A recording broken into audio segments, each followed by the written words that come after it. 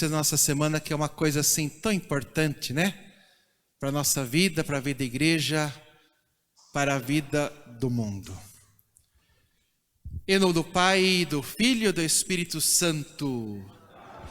Senhor nosso Deus, te louvamos, te bendizemos pela vida. O Senhor que é o Senhor da vida. Ajudai-nos a sempre ouvir a vossa palavra que vosso Filho Jesus trouxe ao mundo, trazendo para nós esperança e ressurreição. Que possamos essa noite refletir sobre a vida, principalmente a vida do nascituro, que deve ser protegida. Dai-nos, Senhor, um coração aberto para ouvir o que vai ser falado, uma mente aberta, para que possamos também ouvir, sentir e colocar em prática e ajudar as pessoas. Ajudai quem vai falar cada dia nessa semana, cada palestrante, e ajudai-nos a cada um de nós a acolhermos esse momento. E para que tenhamos a certeza que o Senhor que está nos conduzindo, invoquemos o vosso Santo Espírito. Vinde, Espírito Santo, enchei os corações dos vossos fiéis e acendei neles o fogo do vosso amor. Enviai o vosso Espírito e tudo será criado e renovareis a face da terra. Oremos. Deus que instruísse os corações dos vossos fiéis com a luz do Espírito Santo, fazei que apreciemos retamente todas as coisas, segundo o mesmo Espírito, e gozemos sempre da sua consolação, por Cristo Senhor nosso. Em nome do Pai, do Filho e do Espírito Santo. Pode se sentar. Desde já quero agradecer a presença de todos. A Semana da Vida é uma semana muito importante. Não há mais nada doloroso que perder uma vida. E mais doloroso ainda quando perde uma vida que nem chegou a nascer. Muito doído isto. Por isso que a igreja, preocupada com a vida, promove sempre a Semana da Vida. Dia 8 de outubro é o dia do nascituro, daquela criança que está ainda na barriga da mãe, proteção durante a gestação. E por isso que temos o costume aqui no Brasil, do dia 1º ao dia 8, fazermos a Semana da Vida. Promover a vida, falar da vida, promover essa vida tão importante para cada um de nós. Eu já fiz várias vezes, nas várias paróquias que eu passei, nós já fizemos muitas Semanas da Vida e sempre foi muito bom parar, refletir, rezar sobre esse momento. Então aqui na nossa paróquia e também a nível diocesano, nós começamos hoje e vamos até sexta, tá? De hoje até sexta. Serão 3 palestras, hoje, amanhã e depois uma mesa redonda, depois no último dia, que é o dia nascituro, nós teremos então a missa celebrada, agradecendo a Deus pela vida e pedindo que a Deus abençoe a todos nós, para que possamos sempre sermos defensores da vida. É o Deus da vida, não o Deus dos mortos. Que nós possamos ter essa certeza. Então, mais uma vez, então, agradeço a todos pela presença aqui em nosso meio. Nossa paróquia está sempre aberta, sempre falo isso, né? Está sempre aberta para todos. Todos os tipos de trabalho, tudo é importante. Tudo aquilo que é evangelização, tudo aquilo que leva ao Cristo é importante. Os movimentos, os trabalhos, as associações, tudo que fazemos aqui, as pastorais, realmente para o reino de Deus. Tá certo? Então, agradecemos desde já vocês terem vindo. Hoje quem vai falar é o Douglas, né, que está aqui sentado, daqui a pouco vai vir aqui na frente, vai falar para nós sobre defesa da vida e agenda de gênero. Né? Vamos escutar aquilo que ele estará falando conosco. Amanhã, Dr. Malagodi, que está ali, faz favor, Dr. Malagodi, fique em pé um pouquinho, só para apresentar. Dr. Malagodi, isso, vai falar com a gente amanhã, né? Isso, agradeço desde já, muito importante. Nós tivemos vários trabalhos, né? Dr. Malagodi sempre deu muitas palestras na diocese toda e várias vezes em minha paróquia. Então agradeço muito por isso, realmente inspira muito. Usei muitas vezes alguns slides dele, umas coisas da palestra dele, e principalmente o livro, né? Até falei na missa, Mulher, o Último Elo. Li várias vezes e gosto e falo desse livro. É um livro que vale a pena a gente adquirir. Mulher, o Último Elo. Ainda mais uma sociedade machista, né? Que sempre o homem está sempre à frente. E na verdade a mulher é muito importante. E Dr. Malagodi e a filha dele, né, que escreveram o livro, eles colocam de uma forma fantástica. Eu uso muito mesmo. Dá uns exemplos, eu sempre falo. Certas coisas eu sempre cito para muita gente, eu cito aquele livro. É um livro fininho, viu? Não fica assustado não. É um livro fininho, dá para ler rápido, fácil. Vai ser muito bom. Então acredito que a semana toda vai ser maravilhosa. Espero que vocês participem todos os dias, né? E nós fizemos lista de presença para saber quantas pessoas vêm, participam. Tá certo? Vai ter o povo de casa também que vai nos ver pela internet, está sendo gravado, para podermos assistir também. E para aqueles que foram fiéis, né? Como diz Dom Vicente muito, quem, né? Vai triunfar, vai viver aquele que ficou até o fim. Então quem perseverar até o fim, nós faremos um sorteio aqui de um quadro muito bonito, tá? Então quem vier todos os dias, nós faremos um sorteio para as pessoas. Então é isso, tá? Sintam bem acolhidos. Quem vai falar, todo o povo que venham aqui, de verdade possa tocar o nosso coração. Tá bom? Vou ficar sentadinho aqui também, viu, Douglas? Vou escutar o que você vai falar. E que Deus de verdade te abençoe, te inspire. E vamos promover a vida, tá? A palavra é com você.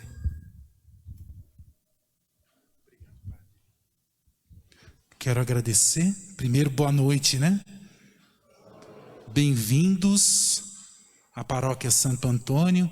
Muitos aqui de casa. Mas em primeiro lugar quero agradecer o Padre Genival. Muito obrigado, Padre, por essa iniciativa.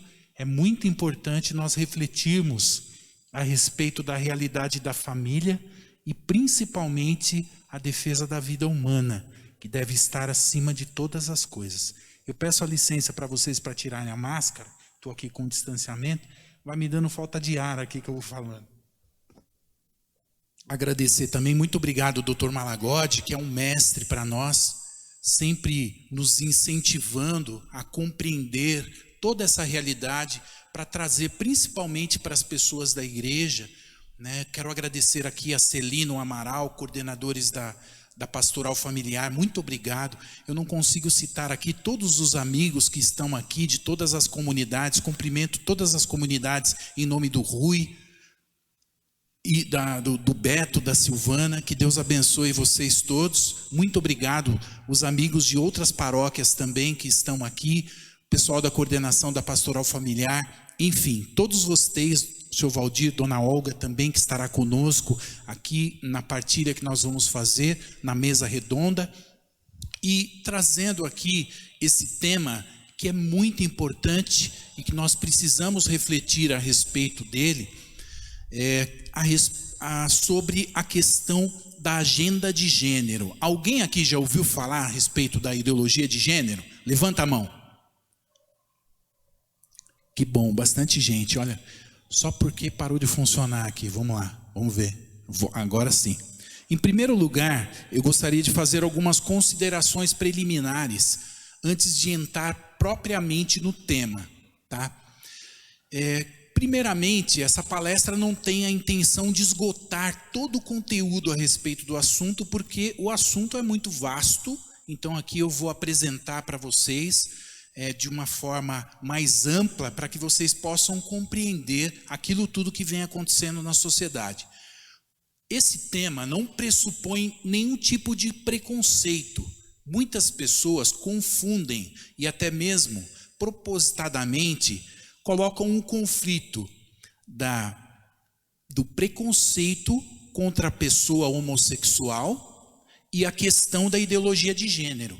Então, propositadamente, existe esta condução para que as pessoas que são contrários à ideologia de gênero, muitas vezes, essa pessoa fica com receio de se posicionar, porque muitas vezes essa pessoa é taxada como preconceituosa, tá?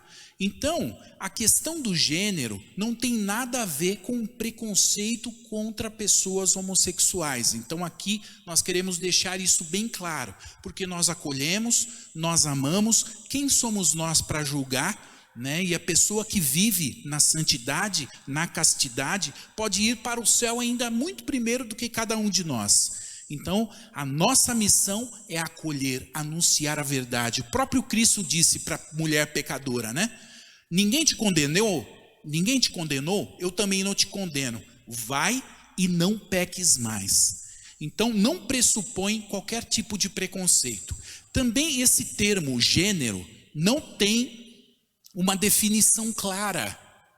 Então, nós precisamos refletir a respeito disso, porque em várias traduções, em várias línguas, tem um significado diferente, e isso também acaba gerando muita confusão, tá? Então, o que eu vou apresentar para vocês aqui não é a minha opinião, eu peguei de alguns livros dos próprios autores, tá, que falam a respeito do que eles consideram ser essa teoria do gênero, tá? E aqui eu trago para vocês de uma forma resumida para vocês compreenderem. Então não é a minha opinião que eu estou emitindo aqui, tá? Em primeiro lugar, começando com a definição. Os próprios ideólogos afirmam que a ideologia de gênero, ela afirma que ninguém nasce homem ou mulher, mas que deve construir a sua própria identidade, isso é, o seu gênero. Então existe uma diferença entre sexo e gênero. Sexo é uma coisa e gênero é totalmente outra coisa, que pode ser construída, que é uma visão fluida, que hoje eu posso ser algo e amanhã eu posso ser outra coisa.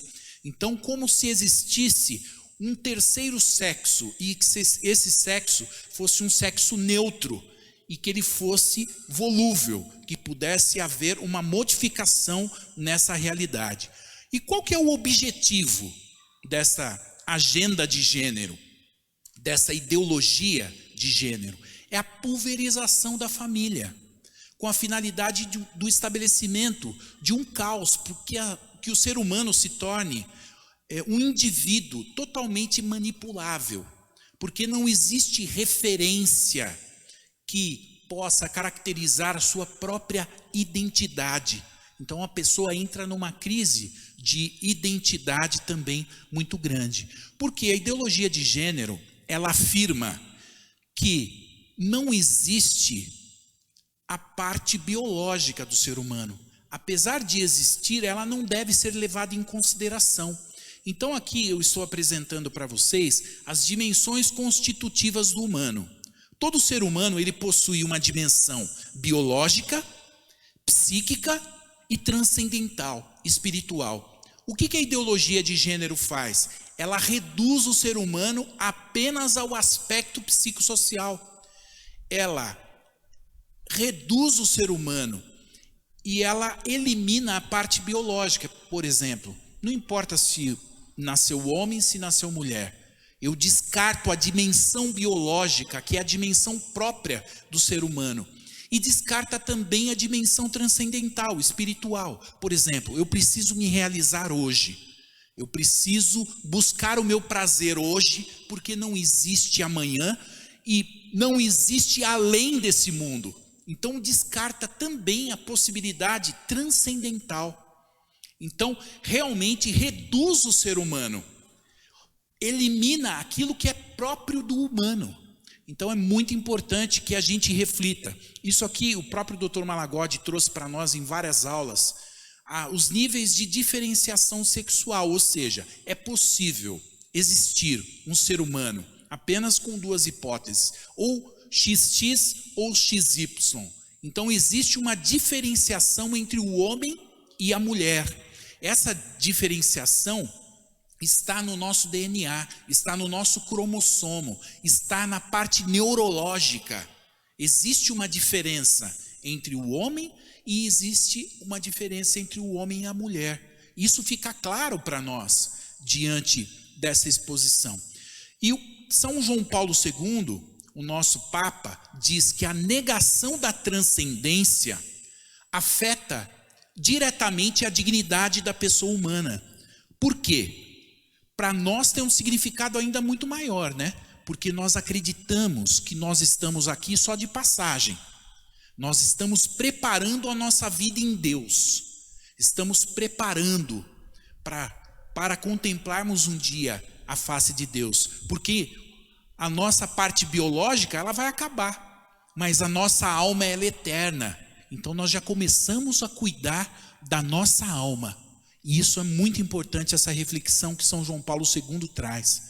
E Bento XVI fala: salta aos olhos esta profunda falsidade da teoria da revolução antropológica que lhe está subjacente. Ou seja, querem mudar a estrutura do ser humano. Isso não é possível. Aquilo que é próprio do humano vai sempre permanecer. E eu trago para vocês uma realidade de um sociólogo chamado Kingsley Davis. Ele estudou na Fundação Rockefeller, ele foi um dos precursores dentro da Fundação Rockefeller, e ele identificou dois grandes grupos na sociedade norte-americana. Ele escreveu esse livro que chama A Sociedade Humana, e ele disse assim: existe dois grandes grupos na sociedade.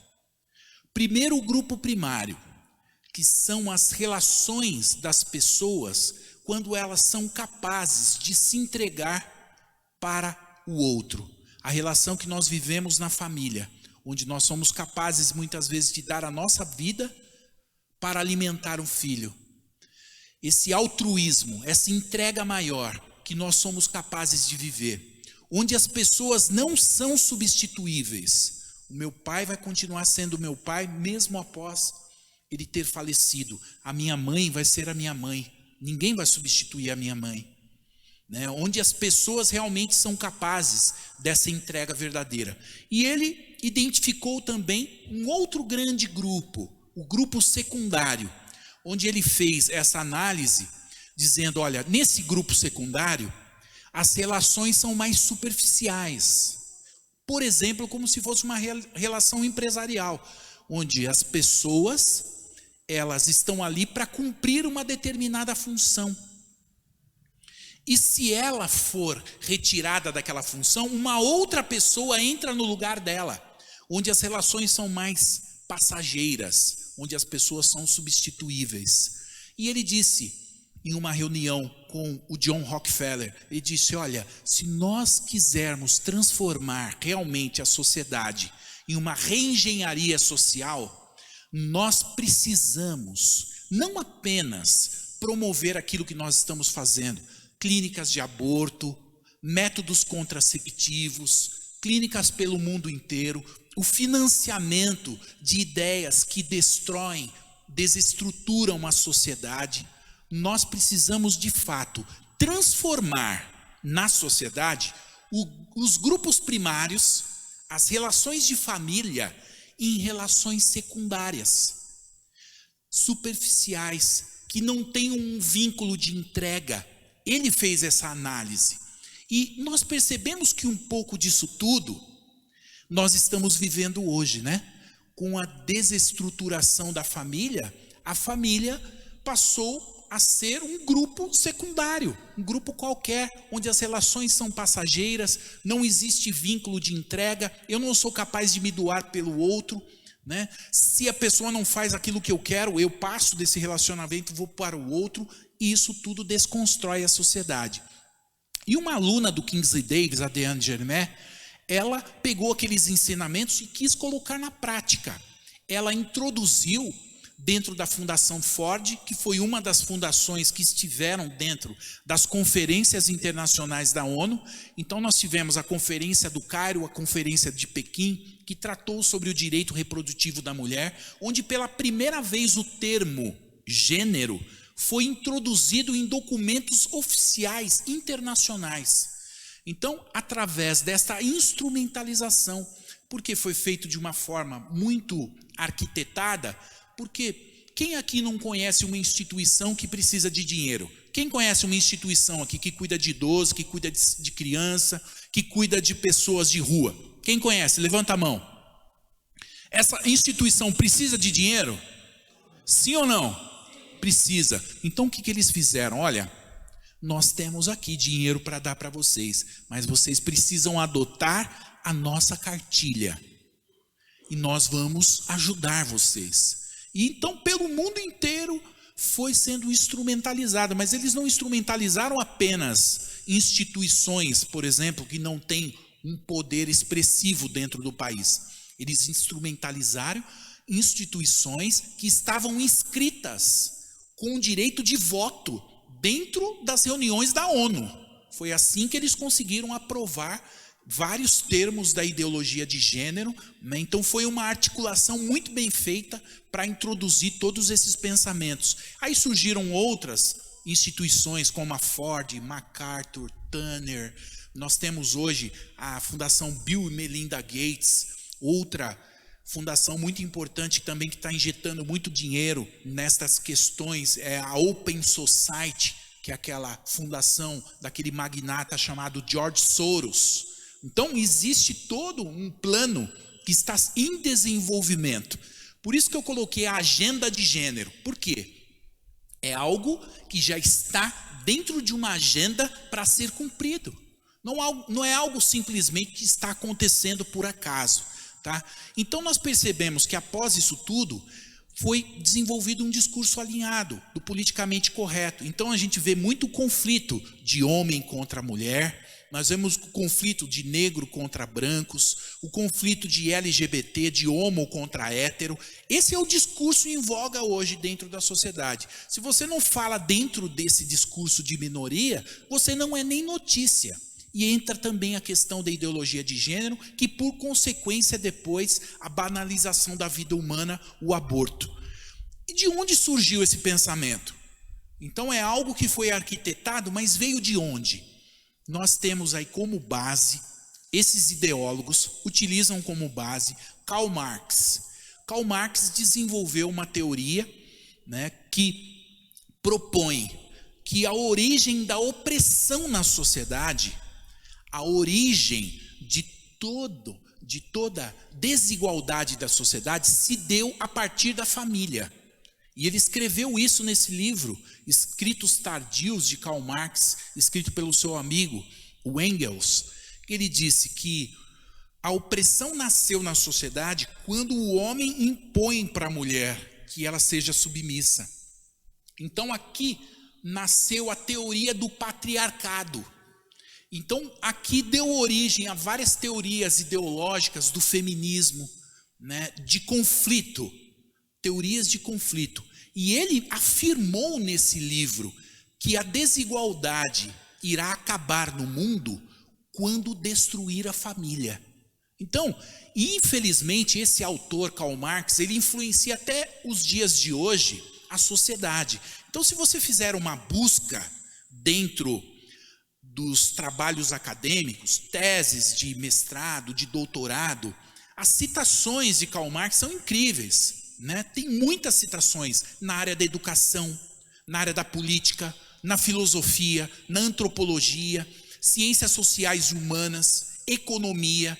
Então, realmente, é como se fosse o ar que nós respiramos hoje. Até mesmo a teologia, muitas vezes, existe também a interpretação marxista dentro. Então, ele disse que a sociedade passou por estágios. Primeiro, o estado selvagem, onde todos tinham relações com todos. E a partir disso, o sistema era matriarcal. Por quê? Porque nascia um filho e vocês sabiam de quem era a mãe, mas não sabia de quem era o pai. Essa é a teoria dele. E a partir disso surgiu a barbárie para depois vir para a civilização e que o homem utilizou.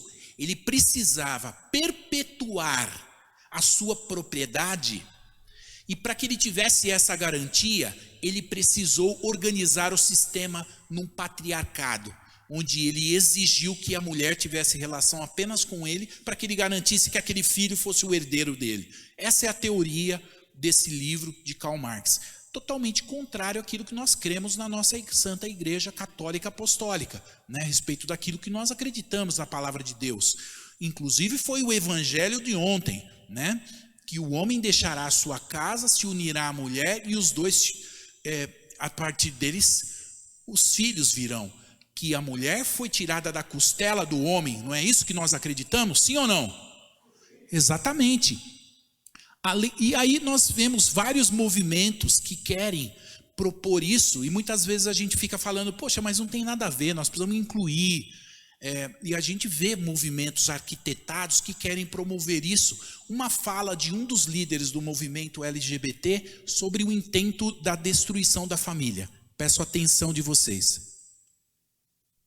Na minha concepção, não existe forma revolucionária de fazer família. Ponto. Por quê?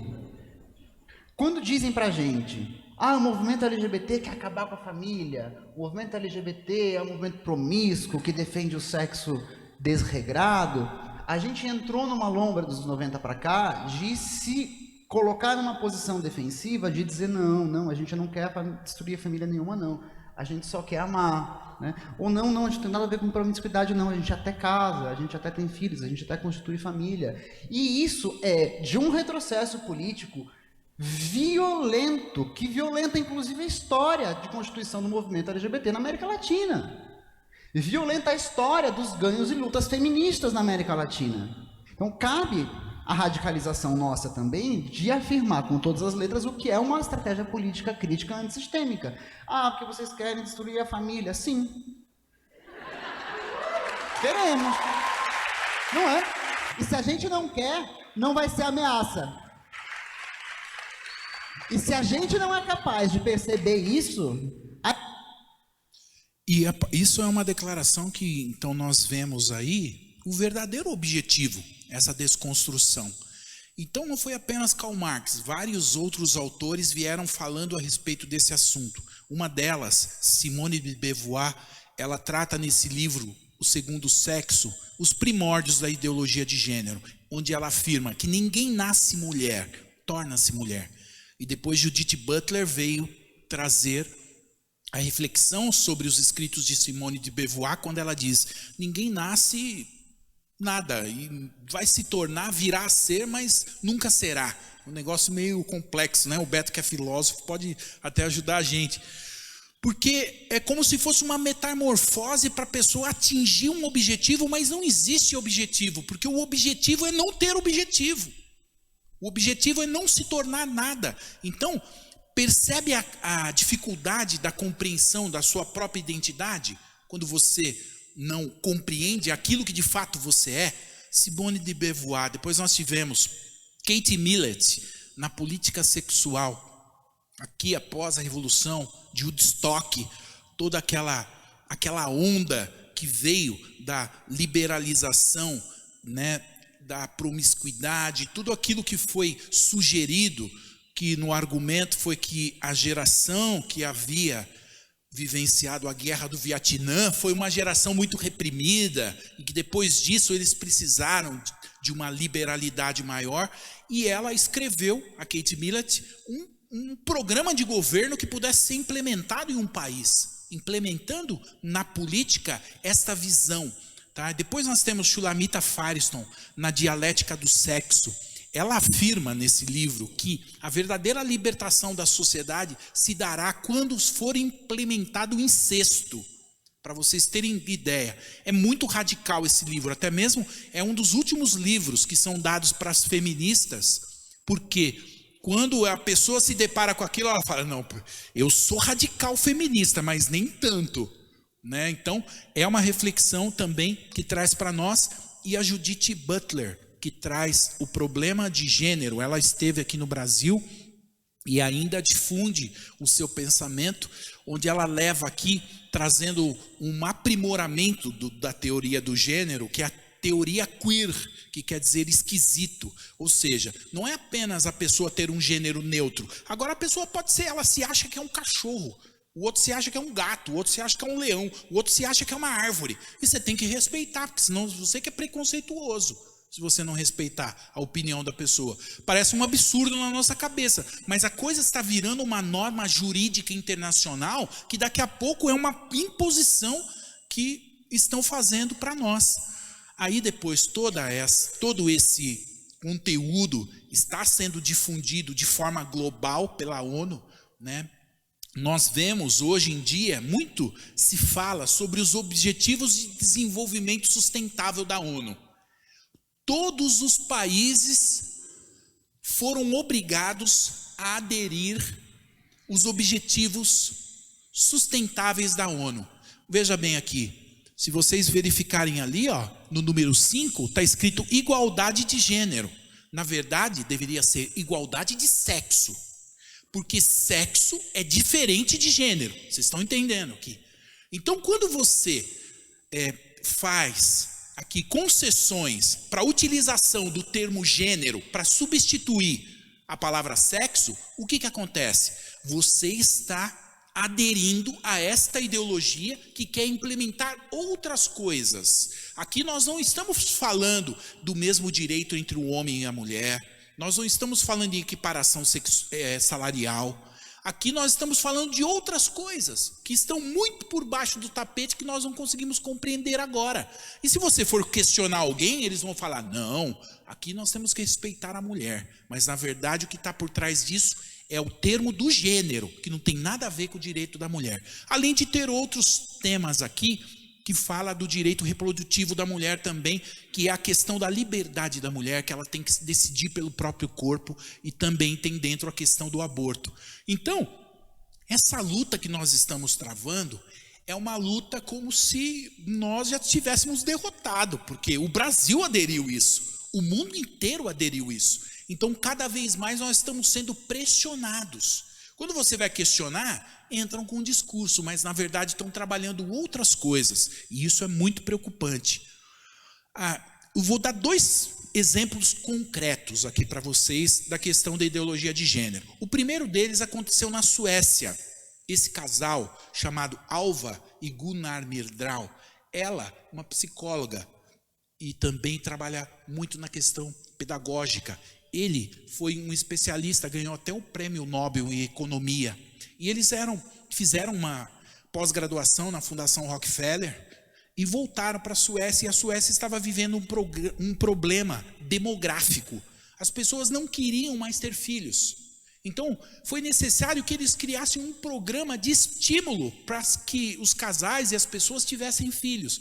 Aí começaram a inventar bolsa isso, bolsa aquilo, estímulo. Não, filho dá trabalho, então nós vamos criar um ambiente onde as crianças possam ficar. Então, assim quando nasce, já coloca a criança lá, por Estado tomar conta. Então, como se fosse aqui uma proposta da substituição da missão nobre da família, e você deposita essa responsabilidade. Aliás, você não tem responsabilidade, o Estado é responsável pelo seu filho. Então, como consequência disso, fizeram vários experimentos de ideologia de gênero e tantas coisas mais, e infelizmente nós tivemos um resultado. Esses dados são do próprio site do Conselho Nacional Sueco de Prevenção ao Crime, né, que nós tivemos um aumento dos crimes violentos e também dos estupros em mais de 700%, levando a Suécia a estar acima de países como Jamaica, Bolívia, Costa Rica. E um outro caso que eu quero trazer para vocês, quem aqui já ouviu falar do Bruce e do Brian? Levanta a mão, só para eu saber. Do Bruce e do Brian. Esses 2 gêmeos nasceram no Canadá em 1965.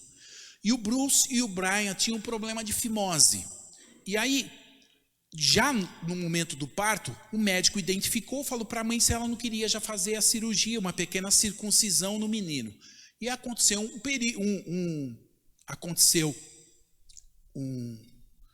um erro ali, teve uma descarga elétrica no bisturi e acabou cauterizando o pênis do menino, do Bruce.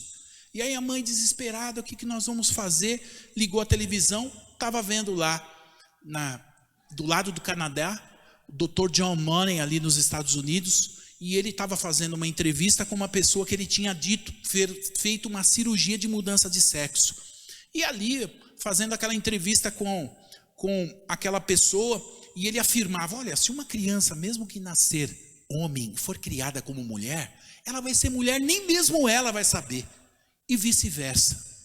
E aí os pais levaram o Bruce para o John Money, e ele fez ali uma cirurgia rudimentar, retirando o aparelho reprodutor do menino, né? Começou já com tratamento hormonal e também acompanhamento psicológico para que ele pudesse ali corresponder. Aí o Bruce passou a ser Brenda. Então os 2 gêmeos, o Brian e a Brenda, que na verdade era o Bruce, tá?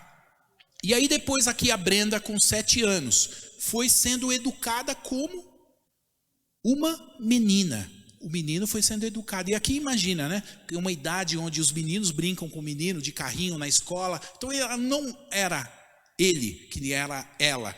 Não era aceito nem pelo grupo dos meninos, né? porque era menina, e nem pelo grupo das meninas, porque era uma menina muito estranha, que não se adequava. Então imagina todos os processos traumáticos, né, que essa criança foi submetida. Aqui a família Heimer, com 12 anos, ele disse: mãe, se você me obrigar a voltar naquele médico, eu tiro a minha própria vida, eu não quero voltar mais lá. Ficou desesperada, a mãe resolveu contar a verdade para ele. E naquele momento, como se fosse algo que libertasse, poxa, agora explicou tudo que eu sinto. Na verdade, eu sou homem. E todos aqueles conflitos, né, que ele vivia internamente foram resolvidos. E aí ele resolveu assumir a sua identidade de homem e passou a se chamar David Reimer, com 14 anos. Enfrentou toda aquela dificuldade.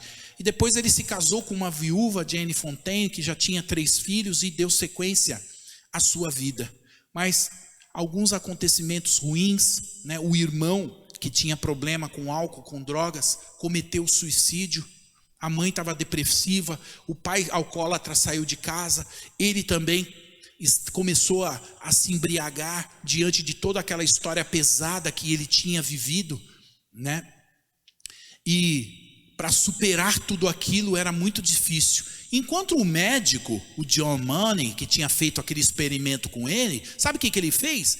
Ele escreveu um livro para a comunidade médica internacional, relatando tudo aquilo que ele havia feito de experimento e dizendo que foi um caso de sucesso, incentivando para que outros psicólogos e médicos pudessem fazer aquilo que ele tinha feito. E aí o Bruce, né, que David agora resolveu contar tudo aquilo que tinha acontecido. Foi quando o caso foi divulgado na revista Rolling Stones em 1997 e veio à tona todo esse acontecimento nos Estados Unidos e foi divulgado em escala global. E aí ele resolveu também escrever um livro para contar tudo aquilo.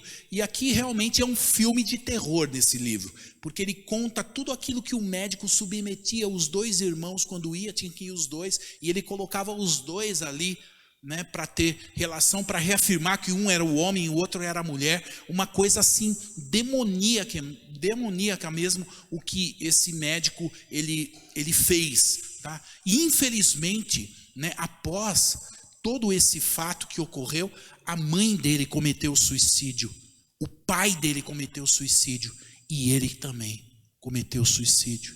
Infelizmente, foi um caso. E o Papa Francisco diz para nós que a ideologia de gênero é um erro da mente humana que provoca muita confusão. Portanto, a família está sendo atacada. Tá? Na prática, eu tenho contato com a secretária nacional da família, a doutora Ângela, que fez o Observatório Nacional da Família, que está fazendo uma varredura no Brasil inteiro. Muitos dos casos que nós estamos tendo de suicídio, muitos deles são porque a pessoa não se aceita aquilo que ela é. Ela não se aceita a sua própria identidade, aquilo que ela é. Por essa confusão existir, a pessoa perde a referência e quer tirar a própria vida. Imagina só, e isso tudo sendo fomentado hoje na sociedade, né?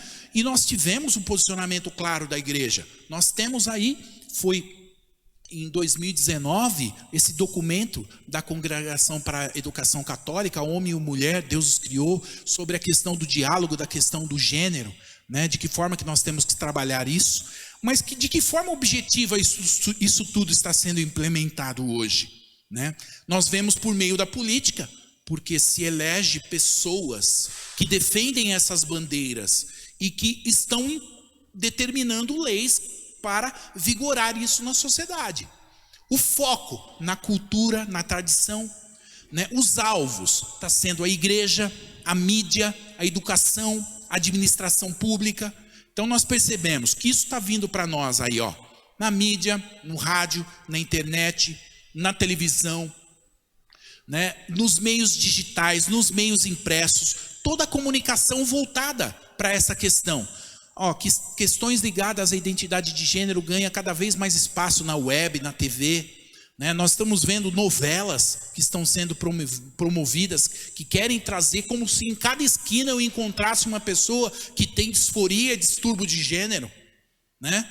Como se fosse algo tão comum que assim, nós vamos tratar a questão hoje, né? Eu, infelizmente, tive num debate, o Nilson me acompanhou lá, que tratava de família.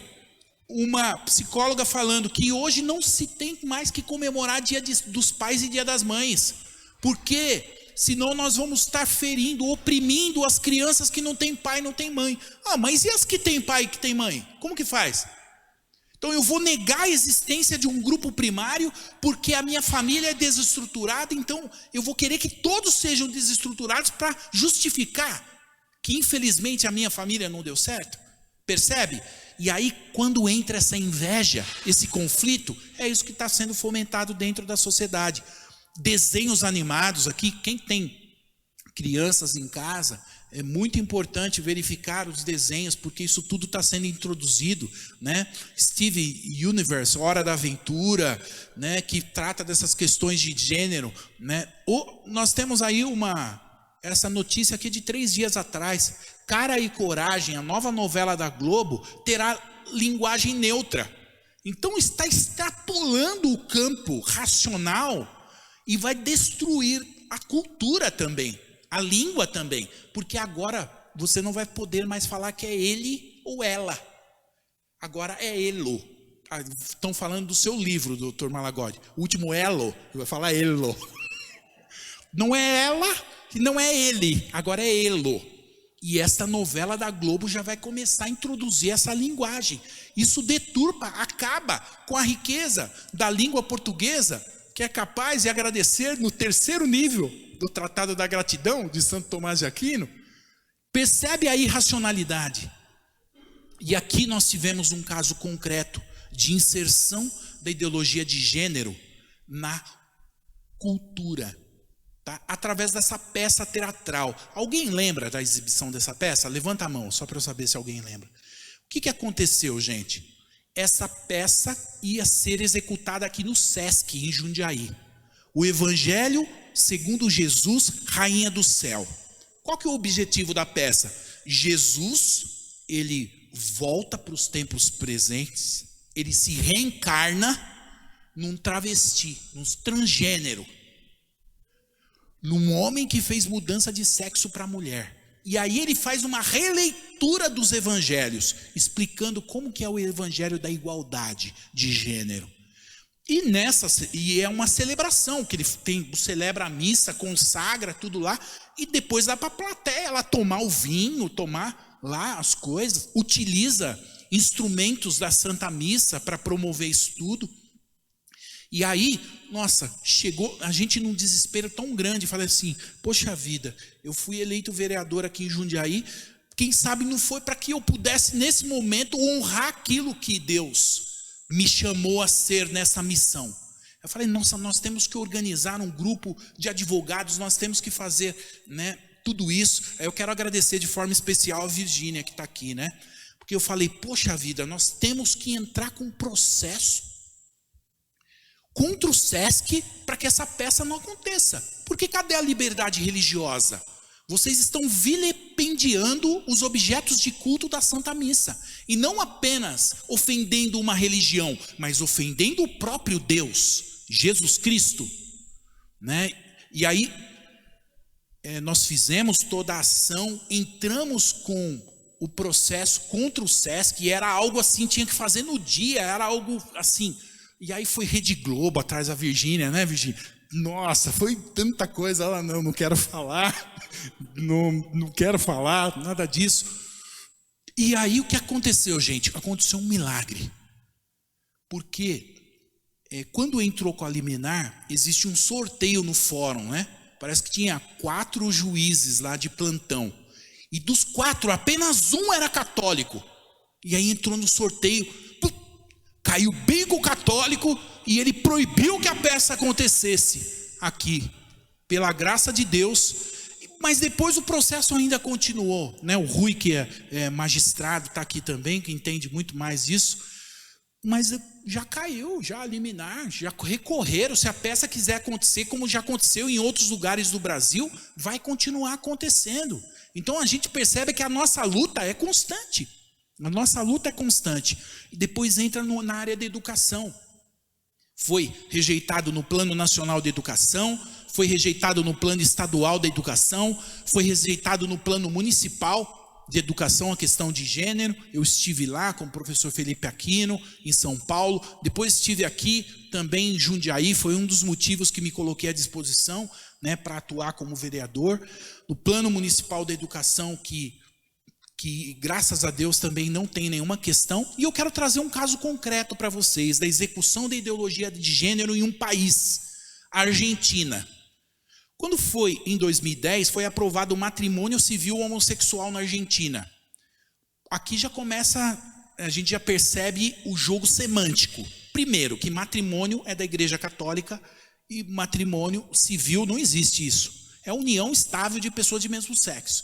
Mas aqui já introduz um trocadilho, porque já vai entrando na cabeça dos próprios católicos desavisados, né? Matrimônio civil, então pode, padre, vamos lá para o padre abençoar ainda, se vacilar. Né? Em 2010 isso foi aprovado na Argentina, porque já foi feita uma construção de muito tempo antes, para que conseguisse aprovar uma lei dessa, uma deturpação que foi ocorrendo há muito tempo.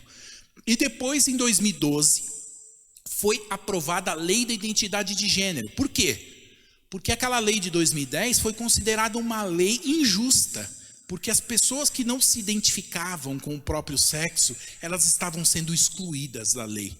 Então elas precisavam que elas fossem contempladas. Então em 2012 foi aprovado na Argentina para que pudesse, na sala de aula, ensinar todas as crianças o respeito, a diversidade. Esse é o diálogo, né? As crianças que já quisessem fazer mudança de sexo, pode, o Estado paga a cirurgia, o tratamento hormonal, não precisa do consentimento do pai e da mãe. Já determina tudo isso, como se uma criança tivesse autonomia e conhecimento para decidir sobre a sua própria vida e que não fosse se arrepender no futuro, tivesse maturidade suficiente para tanto. E depois, em 2020, a lei da interrupção voluntária, o aborto, foi aprovado no Senado argentino, depois de já ter sido aprovado na Câmara dos Deputados. Por que eu coloquei essa ordem cronológica aqui? Só para a gente refletir que, lembra antigamente, as gerações, né? E nós tínhamos os baby boomers, né? A geração pós-guerra, influenciavam o mundo 50 anos depois, 60, 70 anos depois. Olha aqui, em 10 anos, o que foi transformada a nação argentina. Então, do lado esquerdo, vocês estão vendo umas crianças ali, 7, 8 anos, tá? E do lado direito, aquelas mesmas crianças que estavam na sala de aula lá em 2010, são aquelas mesmas adolescentes que estão lá em 2020, 10 anos depois, comemorando a aprovação do aborto na Argentina. Então, curto espaço de tempo, tá? Aí nós tivemos a nota de Dom Vicente Costa, repudiando a questão da ideologia de gênero na educação, posicionamento da CNBB. Na Base Nacional Comum Curricular foi retirado todas as expressões de ideologia de gênero, mas a mídia insiste, meu filho é trans, né? Jornais, revistas, vamos falar sobre ele, materiais didáticos, isso é algo que daria para colocar aqui inúmeros exemplos, né? De materiais didáticos, menino incentivando, não que menino não possa brincar, tem nada a ver. Meu filho, por exemplo, pequenininho, vai brincar na casa da prima, só tem boneca lá, ele vai brincar do quê? Mas é diferente, você percebe uma forçação de barra de querer estimular aquilo, sala de aula, né? O Colégio Internacional dos Pediatras também afirmaram, não existe base científica que comprove a questão da ideologia de gênero, que isso é realmente um bem para a humanidade, que forma que nós vamos trabalhar. A Associação Médica Brasileira também. E um outro exemplo na administração pública é o decreto nome social. Alguém aqui já ouviu falar a respeito disso? Já ouviu falar? Então, o que é o decreto nome social? Por exemplo, eu chego lá na Câmara, vou lá no departamento de RH, vocês estão olhando para mim aqui, eu sou homem ou sou mulher? Hã? Alguém tem dúvida? Hã? Perguntar para minha mulher, eu sou homem ou sou mulher? Hã? Sou homem. Pô, mas e aí, se eu colocasse uma peruca e colocasse um silicone, um salto alto, um enchimento aqui na polpa, hã? E chegasse aqui, eu ia ser homem ou ia ser mulher? Certo. Então eu chego lá no RH da Câmara Municipal, chego lá e falo assim, ó, a partir de hoje o meu nome é Cinderela. E vai, muda lá no meu documento, todo mundo da Câmara tem que me chamar de Cinderela. Porque se não chamar, vai tomar processo, mas parece que é brincadeira, né? Mas vai tomar processo, vai responder na justiça.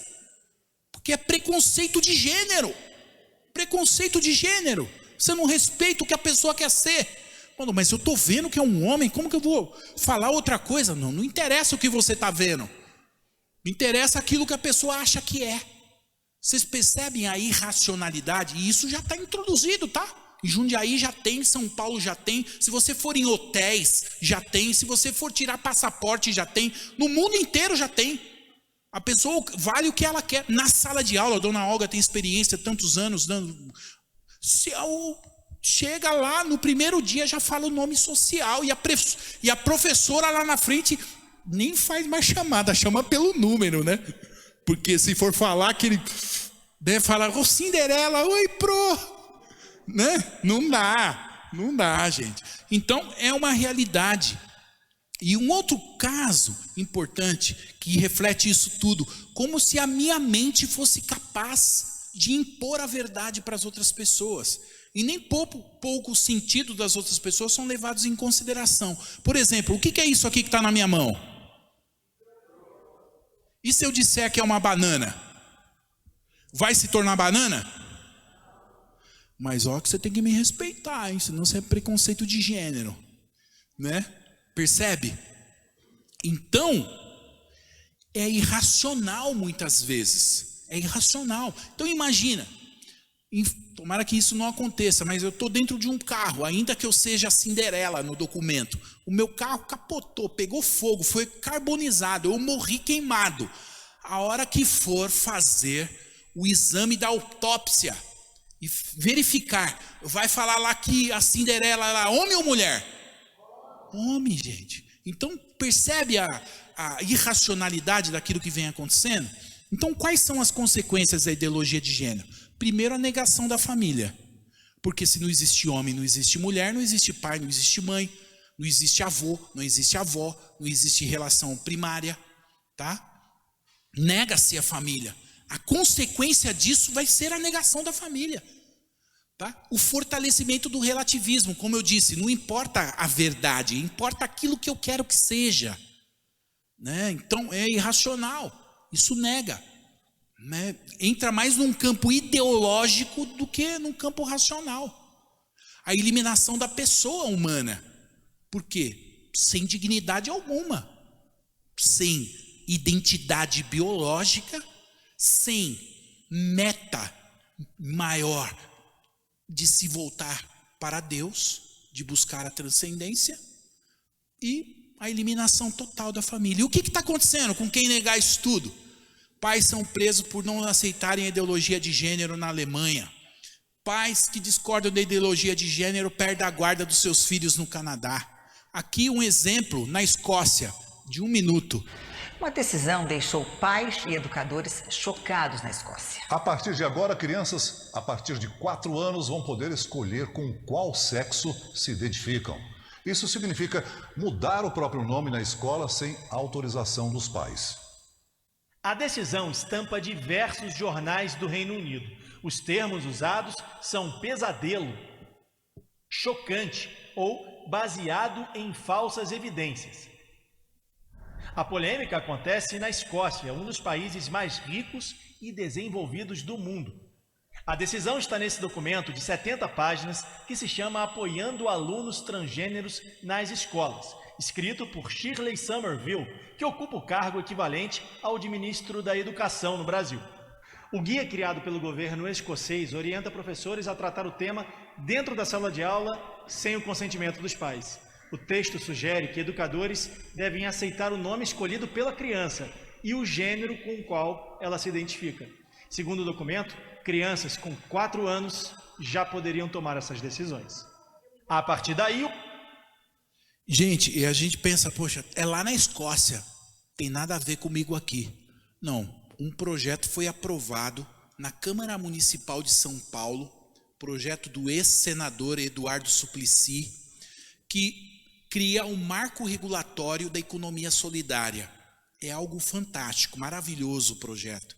Inclusive, tem tudo a ver com a economia de comunhão, até a própria proposta da economia de Francisco, uma reflexão que nós temos que organizar as comunidades para que elas produzam e essa produção seja partilhada entre eles e que fomente ali, de fato, a dignidade daqueles membros. É um projeto incrível, né? O Stefan Zamani, que é professor de um grupo que eu tenho estudado, né, ele traz essa proposta da economia civil, economia solidária, economia de comunhão. Porém, dentro desse projeto que foi apresentado em São Paulo, tinha a questão do empreendedorismo que precisa ser realizado dentro da sala de aula para tratar da promoção da identidade de gênero.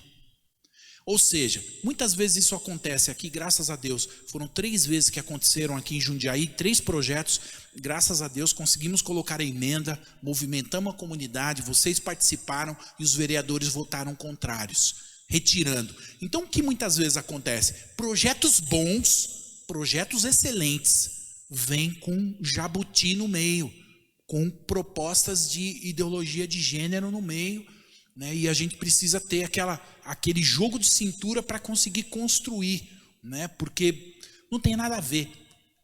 Você que é radical demais, isso já está no mundo inteiro. Nós temos que acolher. O Papa fala que tem que amar todo mundo.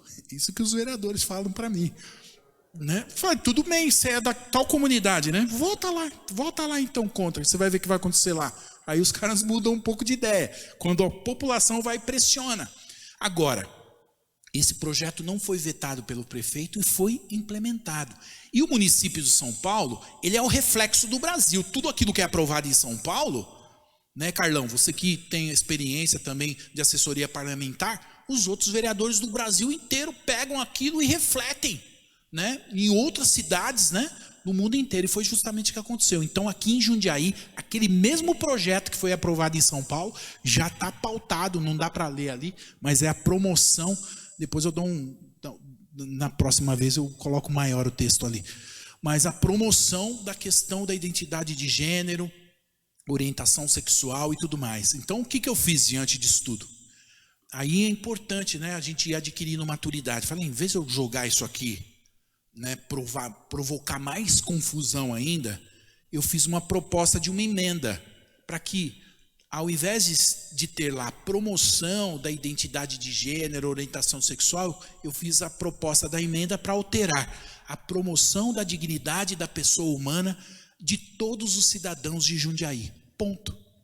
Então, vai contemplar todo mundo. E todos é todos, né? Então, hoje que tem todos, todas, todes, então tem um monte de coisa. Então tem que, né? Então, eu fiz isso, mas eu falei assim, ó, eu não posso ser o super-herói. Ah, então porque você é o super-herói que veio aqui tirar. Então, foi um trabalho diferente de construção. Fui lá, conversei individualmente com cada um dos vereadores. Dos 19, 13 aceitaram colocar a emenda, serem autores da emenda junto comigo. Então, não é o Douglas que é super-herói. Os 13 vereadores estão propondo a emenda. Então, quando o projeto entrar, a gente só vai precisar, né, reafirmar aí com os vereadores que são os autores, né? É um pouco difícil o cara votar contra a própria emenda dele que ele foi favorável a colocar, mas já aconteceu, tá? Mas mostrando para vocês que, embora seja uma realidade que está acontecendo lá na Europa, não, é uma realidade que está acontecendo aqui, né? Na nossa vida e muito concreta. Então, concluindo tudo o que eu coloquei aqui, querem impor esta ideologia através das leis e querem também praticá-la independente das leis. Quando teve a questão da ideologia de gênero num projeto lá na Câmara, sobre um projeto que criava o banco de alimentos. Olha que coisa bonita. Você acha que eu vou contra um banco de alimentos para 3 mil famílias em situação de vulnerabilidade em Jundiaí? Não tem como ir contra um projeto desse. Mas no meio tinha ideologia de gênero. Outro projeto, família acolhedora. Como que eu vou contra um projeto que faz com que crianças que foram abandonadas ou que sofreram violência possam ficar na família de alguém que possa acolher? Não tem como ir contra um projeto desse. Mas tinha ideologia de gênero no meio, tá? E aí, em um desses projetos, o grupo organizado LGBT estava lá na Câmara, jogando as coisas em cima, cuspindo, gritando, falando tudo, né, que vocês podem imaginar. E algumas professoras estavam lá. Uma minoria, mas desse grupo. E dizia assim: não vai ter na lei, mas quando fechar as portas da sala de aula, quem manda sou eu.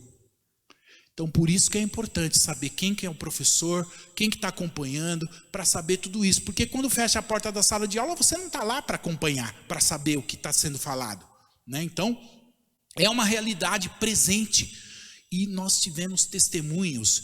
Eu fiz uma outra palestra refletindo a questão da educação, sobre a globalização da educação, que eu tenho estudado esse tema, importante. E vários pais falaram assim: eu me arrependo quando o meu filho passou numa universidade federal e eu deixei ele sair de casa. E ele foi embora de casa. Eu perdi meu filho. Ele foi para lá, voltou uma outra pessoa. Não acredita mais em Deus, usa droga, tá tudo. Não sou eu que estou falando. São testemunhos, vários testemunhos. Eu fiz essa palestra para Cajamar, para Santana, para Itu, de outras aqui da nossa diocese. Pessoas relatando. Então nós sabemos que essa realidade de doutrinação não é apenas algo que é da nossa imaginação, é real, está acontecendo agora. Os professores estão, muitos, 99% são bons, mas tem a laranja podre lá no meio também, que infelizmente influenciam para o mal. Segundo ponto, através da manipulação da população, impondo uma falsa ideia de amor que não se doa. Ah, tá, eu te amo. Ah, então dá a vida pelo outro. Não, eu quero te usar. Diferente. O amor, que a minha expressão de amor é outra. Obrigado, Gerson. Percebe a deturpação até dos conceitos? Não existe amor maior daquele que deu a vida por cada um de nós. Não, você está dando a vida pelo outro? Não. O meu amor é um amor diferente. Eu quero usar o outro. Chupar aquela laranja, quando tiver só o bagaço, eu jogo fora. Não quero mais nada além disso. Estão utilizando a escola como laboratório, expondo nossas crianças à desconstrução da sua própria personalidade, da sua identidade. É isso que nós estamos vendo acontecer. E está acontecendo, gente. Mas nós vamos trabalhar, nós estamos trabalhando para, em primeiro lugar, levar uma consciência para as pessoas, que quando eu sou contra a ideologia de gênero, não quer dizer que eu sou homofóbico. Até esse termo homofobia já é também um termo já utilizado para desconstruir. Aí você começa a negar: ah, mas eu não sou homofóbico. Você já entrou dentro da lógica do sistema, dificilmente você consegue sair. Não, quero promover a dignidade de todos. É diferente, é diferente. Então, é essa a realidade que nós estamos vivendo, tá? E eu gostaria que, o que vocês, nós temos alguns minutinhos ainda, para poder fazer uma ressonância aqui. O que vocês acharam disso que foi partilhado? Faz sentido para vocês? Né? O que vocês acharam? Contribuiu com vocês para compreender? Quero agradecer aqui o meu coordenador, o João, e a Regina do grupo de oração. Muito obrigado, João, Regina, pela presença de vocês aqui. Eu participo do grupo de oração aqui, toda quarta-feira. Todos estão convidados também. O que vocês acharam? Não fala todo mundo junto.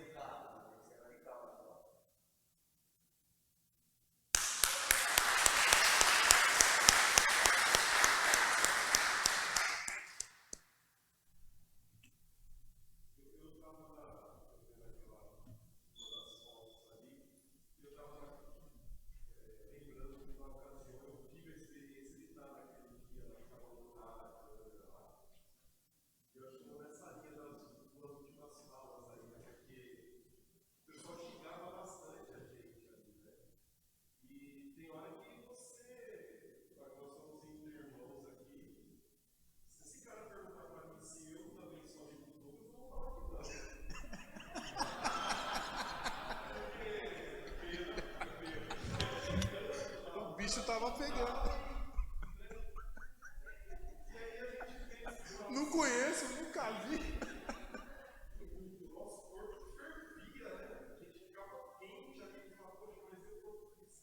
Você vê como é difícil, né? Porque a gente tem que amar. E nesse momento, como dá uma raiva de vontade de espancar. Essa aí é uma situação, né, que eu queria, se cabe, né, eu vendo o seu conteúdo, e agora eu lembro daquela situação que eu acho que é isso que incomoda o mal também, né, porque aí naquele episódio ainda o pastor que estava junto com você lá, te apoia, e nos apoia, né, te apoia, nos apoia, entregou aquela rosa lá, e aí falei, isso aí tudo bem, mas ele falou, isso aí é o quê? Ó, estou entregando para vocês aí, então uma outra coisa lá. Aí o pessoal muito inflamado, não sabe nem o que é. E aí, galera, vocês sabem que é volta, porque eu estou falando que é o visão. Então, quer dizer, é muita gente rezando, é muita gente unida, e se coloca o mal, e aí dá aquela calada. Então, eu acho que a gente precisa ter a convicção de que ela vai apertar, falar, eu estou ali, sem gritar, sem julgar, mas eu faço parte desse tipo de santo. É verdade, muito obrigado. Ainda dá tempo de mais uma pessoa falar para a gente encerrar? Quem gostaria? Pode falar.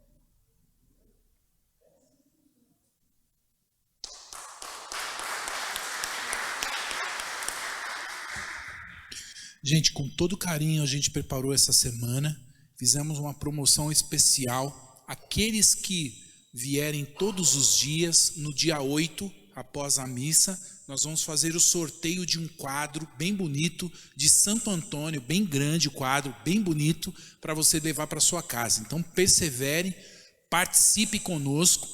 Se você ainda não deu o seu nome a hora que você chegou lá na entrada, dê o nome, por favor, para o Armando. Levanta a mão, Armando, por favor. O Armando, se você não escreveu o seu nome lá, ainda venha amanhã. Amanhã nós vamos ter a palestra muito especial com o Dr. Malagodi. Vai vir trazer para nós aí um conteúdo muito rico, vale muito a pena, uma grande profundidade. E eu peço que o padre possa vir aqui concluir para nós com uma oração esse momento. Isso. Amanhã o tema é o médico e a defesa da vida com o Dr. Malagodi. Então, mais uma vez, obrigado, Douglas, viu? Foi muito bom, muito enriquecido, né? É bom porque percebe que pesquisa, que estuda, né? A colocação assim, mais dizendo com esses livros, essas informações todas, que realmente é algo que chega. Então, muito obrigado pela exposição. A gente realmente, as coisas vêm, e é difícil lidar, né? Gostei da técnica que você falou lá. Porque o grande problema é o seguinte, como diz, né, Jung, né? Tudo que você resiste, persiste. Quanto mais eu brigo, mais aumenta. Então não é bem essa lógica, né? Porque cria rival, piora o negócio. Então é resolver de outra forma, né? É uma forma de resolver, como você falou. Não vou agredir a lei, mandar tirar, brigar, fazer protesto. Muda. Eu acho que essa é uma tática muito boa, né? Se a gente bate de frente, parece que piora. Sabe, certas coisas assim, não sei. E realmente é um pouco difícil essas questões todas, trabalhar, fazer, porque vai envolvendo. Eu lembro até de um curso que eu fiz há muito tempo atrás, sobre comunicação, era um grande comunicador. E ele citava um livro que é assim, Quem Manipula Quem? No sentido de mostrar a televisão, porque a gente fala, a televisão manipula o povo. Não, nunca foi. A televisão mostra o que o povo quer ver. É o contrário. Tanto que a audiência, o que você quer ver? Quero ver gay. Tá bom, então tem gay. O que você quer ver? Quero ver isso, então tem isso. O que você quer ver? Quer dizer, o que o povo, o que a maioria gosta de ver, a televisão vai mostrar. Entendeu? Que ela vive da audiência. É o contrário. A gente pensa que a televisão, bom, hoje a internet, seja o que for, né, que os meios de comunicação influenciam, sim. Mas na verdade é o povo que influencia os meios de comunicação. Né? Então nós queremos ver isso. Então a televisão mostra. Ela pesquisa o tempo todo. Tanto é que a novela é assim, né? Todo dia tem pesquisa. Passa o capítulo, pesquisa. Liga para tantas pessoas. Gostou? Gostou do personagem? Sei o que lá. Se o personagem não está muito bom, eles mudam. Muda a história, muda coisa. Aquele que estava à frente fica em segundo lugar passa à frente. Quantas novelas mudaram os personagens, mudam as histórias de acordo com o povo, entendeu? Só quero dizer que é uma realidade profunda, como disse aqui, já está nas pessoas. Não é agora que isso vem sendo divulgado, entendeu? Isso vai vindo, né? Vai indo, semeado há muito tempo. Então realmente é um grande inimigo, um grande problema. E nós temos de verdade ser defensores da vida, tá? E é esse jeito que você falou também por último, né? Eu tenho que fazer com amor, né? Não posso ser na porrada. Então também é isso. Ver, discutir, resolver, fazer de um jeito cristão. Mas acho que nós vamos conseguir. E também essa ideia do apoio, né? Eu termino com essa fala aqui, principalmente na questão política. Se a gente não apoia, como é que vai? Porque sozinho não consegue, os projetos, as coisas todas. Quando aparece algo, ajudar, tá ali, tá presente, falar, dar palpite, dar ideia, os baixo-assinados, assim por diante. Quer dizer, tem que estar presente para que a coisa de fato possa acontecer. Então, é uma coisa muito difícil mesmo ao nosso ver, mas vamos lutar, tá bom? Vamos ficar em pé e fazer uma oração. Nós te louvamos, bendizemos, ó Deus, por essa semana da vida. Agradecemos para o Douglas, que não falou hoje, que foi muito importante. E agradecemos a todos os presentes aqui, pedindo que o Senhor abençoe a cada um de nós. Para que ao voltarmos para casa, possamos refletir um pouquinho sobre o que foi falado. E de verdade, possamos ficar como vigilantes da fé. Defendemos aquilo que nós acreditamos, com amor, com carinho, com compreensão. Mas que sejamos verdadeiros defensores daquilo que nós acreditamos. E agradecendo a vossa presença e pedindo a vossa força, rezemos a oração que o vosso Filho nos ensinou. Pai nosso que estás no céu.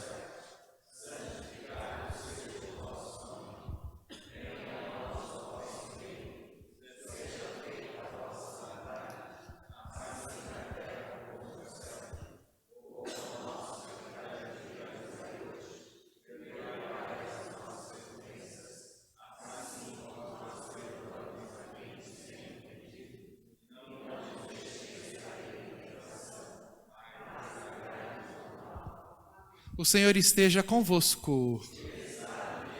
Abençoe-vos, Deus poderoso, Pai, Filho e Espírito Santo. Uma ótima noite a todos e de paz, que o Senhor sempre os acompanhe. Até amanhã.